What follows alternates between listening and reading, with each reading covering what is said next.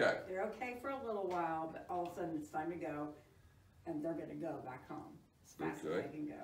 How far? It's not far at all. How far is it, Carmi? Half a mile? No, down our driveway. Oh, down the driveway? 1,000 feet. We don't have to be far away at all. 1,000 Okay. feet. She's ready to book back home. All right. Let them go to the barn, and when they get to the barn, you've been really wanting to work on some good suppling exercises and serpentines and softening exercises on your horse. Now's the time to do it. Okay. You've got to let the horse go where it thinks it wants to be and realize that's not really where it wants to be. We've always heard the expression, the grass is not always greener on the other side. How do you know? You got to get over there and taste it. So when the horse goes that far, never deny that horse the opportunity. Let him go back. It's the way she goes back. Well, kind of keep it within control. It'll get less and less when she finds out it's not so fun back there. Okay, you just say she wants to just haul buggy when she gets back. Jumping, hopping, rearing. Okay, that's just because you're pulling on the reins. Probably. Yeah. And I'm extremely So, anxious. you know, what I would do is, and then here, this comes to your riding ability, but I says, okay, we'll go to the barn, but we're going to go laterally. Because the horse has already got this mental state, I want to be at the barn, be at the barn, be at the barn. All right, let's set my horse up where we're going to move laterally, and let's go all the way to the barn. And then when we get to the barn, we're going to work on exercises.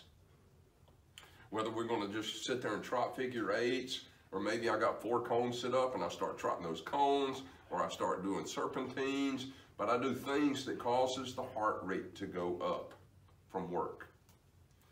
I don't beat the horse up, I just do things that causes work. I'll do about 3 or 4 minutes of that. Then I says, oh, by the way, let's leave. And I get as quiet as I can as we start leaving. Now here's one thing that's probably going to help you, because your horse is really wanting to come back sooner than you're letting it come back. Right. The second she says, I want to go back, says, okay, let's go. So you probably won't be 100 feet from the barn. And then when you get to the barn, work. And then we go back. And she goes 125 feet. I want to go back. Okay, let's go back. Go back, work. Think about every exercise that we do, every working exercise does nothing but improves our horsemanship and builds on things that we need to build on anyway. Lateral suppleness in our horse. Everybody wants a horse that turns nicely and turns within themselves and is nice and comfortable and relaxed. All that comes from just doing 1,000 of them. So why not take advantage of that? Never deny her the opportunity to go to the barn in the beginning, and then she'll work that out. Now, if I'm taking a horse, and maybe my horse has just really got into it, I may say, okay, and I'm a fairly decent rider, so I'm going to say, I'm not going to make you leave the barn. I'm just not going to let you look at the barn. So as we start riding away, my horse starts getting a little jiggy and stops. And I says, okay, we'll stop and we'll just sit here. But I'm not going to let you turn around and look at the barn. Horses have a short memory, literally. Horses live their days every 10 seconds. Every 10 seconds, it's another day, and another day, and another day. Now, in your horse's situation, he may get to a certain point, and he says, every time we get to that tree, it's always uncomfortable.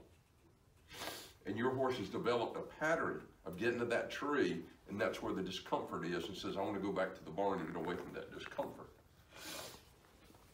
So it has developed that pattern. I may get, before I get to that tree, I'm saying, let's just stop right here for a minute. Or maybe when I get to that tree and the horse says, let's go back. I says, no, let's just stand here for a minute. And let the heart rate come back down on my horse. Because as that horse sees that tree, that heart rate starts doing this. It knows where that spot is. Horses have and innate GPS in their brain to where they know exactly where they are, when they are, and how they are.